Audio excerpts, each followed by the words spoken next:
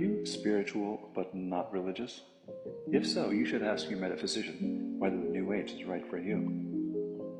Being spiritual but not religious, aka spiritual and non-affiliated, aka more spiritual than religious, is one of the hallmarks of the New Age, the beliefs of which will be outlined in future videos, so please follow along if you're interested.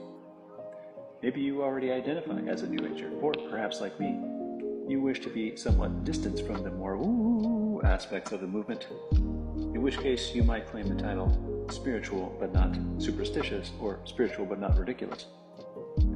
Seriously, my favorite term for this philosophical spiritual stance is actually the religion of no religion, a term coined by a guy named Frederick Spiegelberg. Spiegelberg was a professor of Asian religions in the middle of last century, and he had a profound influence on the founding of the Esalen Institute, which is sort of a New Age hotspot and the birthplace of the Human Potential Movement, as well as the founding of the California Institute of Asian Studies, which became the California Institute of Integral Studies, my alma mater.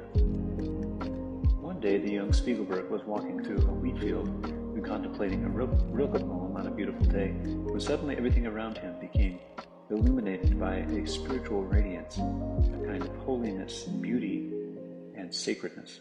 While basking in this beatific state, Spiegelberg came upon a small gray church, which struck him as odd, incongruous, blasphemous even, that the glory that he was experiencing should be contained and crammed within this tiny space.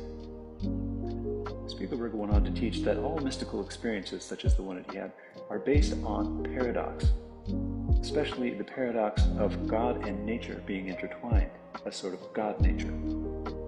He taught that all religions are based on this one fundamental paradoxical experience, but then go on to make two major mistakes, the first of which is to turn the symbolic into the literal, the second of which is to elevate God above nature. In fact, Spiegelberg went even further in that he thought that all religions that are hierarchical in nature were demonic. However, the religion of no religion was certainly not an atheism, but rather an attempt to reclaim the original basis of all religions. What do you think, and what is your spiritual affiliation?